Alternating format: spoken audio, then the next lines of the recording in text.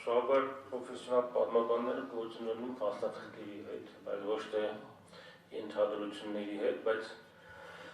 այդ փաստաթղթերը միշտ post factum են, այսինքն այն ինչ-որ ստորագրվել այն ինչ-որ կա, եւ դրա հիման վրա արվում են վերլուծություններ, բայց քանի որ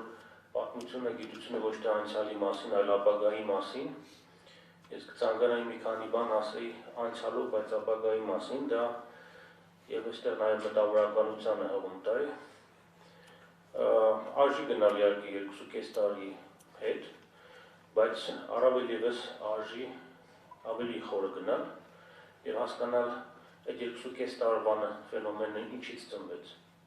Եկեք բաց խոսենք, քանի որ խոսում ենք մտավորականության մասին, իսկ մտավորական կոչված անձը դա ներքին ազատ մարդն է, որը ներքուստ ազատ է եւ կարող է խոսել բաց, առանց վերապահումների, առանց ընտրության, առանց ծանոթ հետևանելու։ Ցավոք սրտի ծառայությունում ոչ թե իմ անձը առաջ բերելու համար 2010 թվականից ես զանգում էի շատ քիչ մարդկանց նաեւ համագործակցությամբ, որ մենք սպանում ենք մեր հասարակությունը, սպանում ենք մեր եթերով, այն արժեքներով, որը դնում ենք շրջանառության մեջ եւ ստանում ենք զանգված։ Ես հոդվածներն եմ նայում արխիվից եւ շատ բարձ ձևակերպումներ էի տալիս, որ մենք այսպիսի գործողություններով, այսպիսի քայլերով մանիպուլատիվ մեծ գործարքի հնարավորություն ենք ստեղծելու ապագայում։ Եվ այդ գործողությունը մանիպուլատիվ տեղի ունեցավ։ Ցավոք սրտի ունի նաև մեկ ավելի վատ ձևակերպում, որ ՀԱԿ Մինսկի խմբի համանախագահներին կարիք չի զգացվի այլևս տարածաշրջան գալ, որովհետև մենք ինքներս մեզ սպանում ենք։ Դա 10 տարի առաջ եմ ես ուղղակի զգուշացրել։ Ցավոք սրտի պետք է արձանագրեմ, որ 2.5 տարի առաջ տեղի ունեցած այդ իրադարձությունը հանրապետության հրապարակում հետևանքներ նաև այդ գործողությունների, հետևանքներ հայ մտավորականության լռության, հայ մտավորականության կողմից չբարձրաձայնելու մասին։ Սա մասին պետք է խոսենք։ Եթե լռենք այս մասին եւ փորձենք սլակներ ուղղել եւ արտարացի, ես դա չեմ ժխտում, որովհետեւ այն ինչ որ տեղի ունեցավ 2.5 տարի առաջ հետևանք էր նախադրյալների, որոնք վաղուց ստեղծվել են։ Ցավոք սրտի դա այդպես եվաներկելի է դա։ Հիմա նոյեմբերի 9-ից հետո պետք է ունենանք հունվարի 11։ Ես դրական որևէ բանի ակնկալիք չունեմ, սա արձանագրում եմ, բայց մենք ավելի լայն համատեքստում պետք է նայենք մեր հայկականությունը, մեր պետականությունը, թե ուր է գնում, եւ այն ինչ որ մենք ունենք, ես մի քանի տարի առաջ որակեցի որպես վերնախավային ճգնաժամ։ 2017 թվականի սեպտեմբերին հրապարակեցի հոդված անգլերենով, որտեղ ես խոսում էի մեր վերնախավի հայաստանյան եւ սփյուռքյան խորը ճգնաժամի մասին, որովհետեւ մենք հետ էինք գնում, փոխանակ տեղում կանգնելու եւ առաջ գնալու մեր արժեհամակարգով, մեր գաղափարախոսությամբ, սին։ Մենք ուղղակի հետ էինք գնում, մենք չէինք ստեղծում պետականության ավանդույթ այստեղ։ Պետականության ավանդույթ ստեղծելու ջանք երանգ չկար։ Ձևակերպումներ Հայաստանը սփյուռքով մեկ ուրիշ բան է, սփյուռքի հետ մեկ ուրիշ, առանց սփյուռքի մեկ այլ բան է։ Հիմա տեսակ մեր ներուժը, այսքան խոսալուց հետո մեր ներուժը պատերազմի ժամանակ դա չափվելի էր։ Դա կոնկրետ թվով արտահայտվեց մեր ներուժը թուրքերի, ադրբեջանցիների, մյուսների անուններ չտամ, մեր դեմ սանձազերծված ահաբեկչական պատերազմի ժամանակ։ Դա թվով արտահայտվեց։ Մենք կարողացանք հավաքել 180 միլիոն դոլար։ Այն պարագայում, երբ որ վտանգված է ոչ միայն Արցախը, այլ նաև Հայաստանը, հայկական պետականությունը, սա է մեր ներուժի ցուցադրությունը։ Սա է մեր շքերթը, մեր կարողությունների, հայկական լոբինգ եւ այլն ձևակերպում։ Եկեք ես շատ պարզ եմ եւ թիրախային եմ հարվածում, կներեք կոպիտ կարող լինի, բայց ամեն ինչ տեսնում են, չէ՞։ Տեսնում հաշվարկում են եւ դաշնակիցն է դա տեսնում, եւ թշնամին է տեսնում։ Թե որն է մեր ներուժը, այսքան մենք խոսում ենք, եւ ծանոթ հետևանելու այնտեղ մեծ քաղաքականության մեջ շատ հեշտ է դա ամեն ինչը։ Արագ կողմնորոշվել, ում կողմը պետք է բռնել, ով պետք է դառնա զոհ, պարտված կողմ, ով պետք է հաղթի։ Ցավոք սրտի մենք պարտվեցինք հենց այդ դաշտում առաջին հերթին, որտեղ չձևակերպեցինք մեր հիմնականը, ազգայինը, գլխավորը եւ ընկանք երկրորդական հարցերի հետևից։ Մենք այսօր ունենք Սփյուռք, որտեղ անհասկանալի ինչ մոդելով են ձևավորում համայնքները, մեխանիզմները 19-րդ դարից մնացած են, երկու եկեղեցիներ են այնտեղ իրար հետ մրցակցող, այդ ավիշը նյութական բանը քաշող, ամեն մեկը իր կողմը։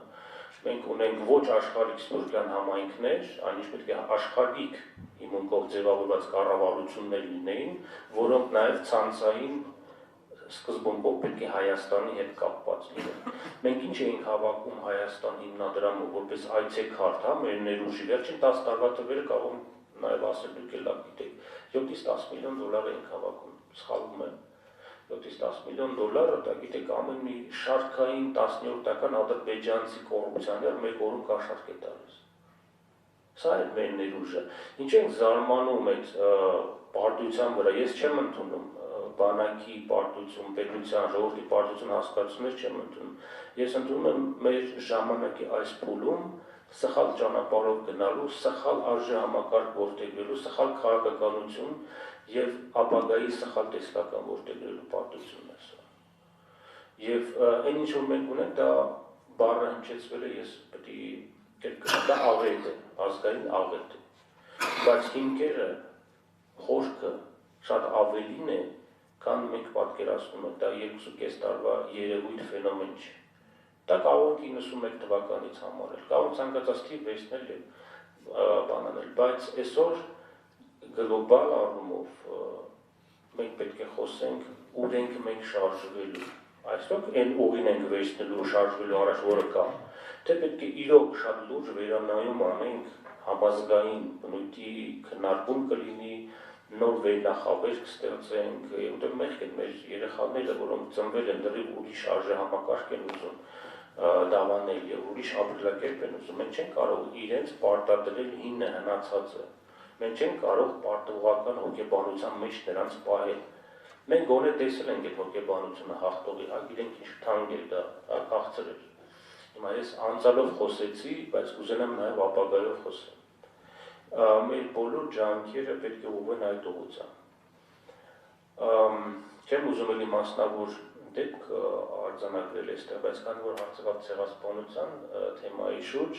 ես կարդացել եմ, թե ինչ կարող է պարտադրվել, բայց ձևակերպում էլի ես վերապահումով եմ ընդունում, որտեղ Հայաստանին ձևակերպել ինչ-որ բան հրաժարվել ցեղասպանությունից եւ այլն, միգուցե դրա մեջ կա ինչ-որ հիմնատարեր, որոնք ճիշտ է եւ կա այդ փաստաթղթի մեջ, ես ենթադրություններով չեմ ուզում վերլուծություններ անել,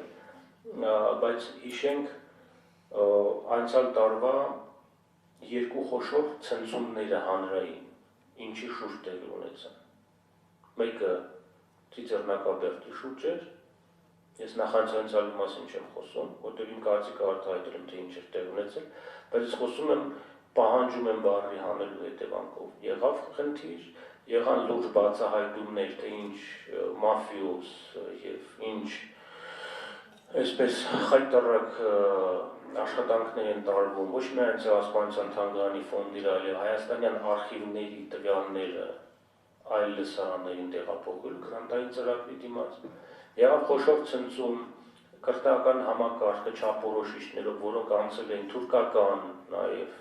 թրծվածքի միջոցով, որոնք պետք է պարտադրվեն մեր դպրոցներին դասագրքի տեսքով, որտեղ թշնամու կերպար չպետք է լիներ Թուրքի եւ այլն։ Սա է մեր հանդուրժան շրջանում այդ աշխատանքը հետևողական տարբերել է քայքայիչ։ Այսօր իհարկե ցեղասպանության թանգարանը կարող է ասել, որ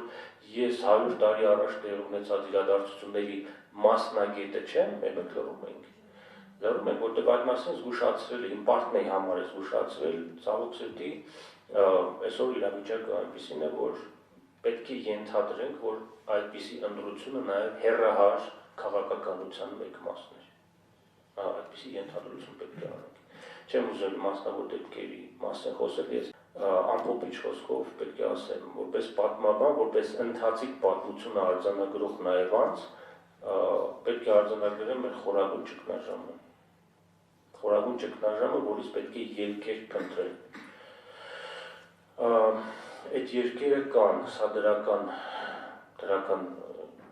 առումով պետք է ասեմ, որովհետև ես անկախ այս ամեն ինչից, անկախ այն հանգամանքից, որ 10 տարի ղեկավարել եմ մի հիմնարկ եւ առնչվել եմ մի պատմության հետ, որը կոչվում է հայոց ցեղասպանություն, բայց շատերին ինձ հարց են տալիս, որտեղ այդքան կոմոդ լավատեսություն կա։ Ինչու է կամոպտիմիզմով տարված, երբ որ ամեն ինչ կարծես թե ավարտված է եւ ամեն ինչ հնարավոր չի փրկել։ Ես մի բան եմ ասում, ուզում դա իմ խոսքը լինի,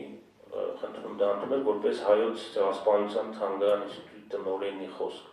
որը այդ պատմության հետ 10 տարի շարունակ եւ ավելին առնչվել է։ Մենք կարող ենք ունենալ ավելի վատ աղետ եւ ավելի մեծ կորուստներ։ Սա է ինձ գոնե մի փոքր սփոփում, բայց այդ ավելի քիչն ու լավ լինելը չի կարող լինել եւ մեզանից կախված չլինել։ Այդ ամեն ինչը մեզանից կախված պետք է լինի։ Թույլ չտալը, որպեսզի կրկնվի եւ թույլ չտալը, որպեսզի մեր ապագան, մեր ճակատագիրը որոշվի բոլորին այլ տեղ, այլ թղթերի վրա։ Այդ ներուժը պետք է ցույց տալ։ Իսկ այդ ներուժը արդեն դոլարների քանակով չի չափվում, գործողություններով է չափվում։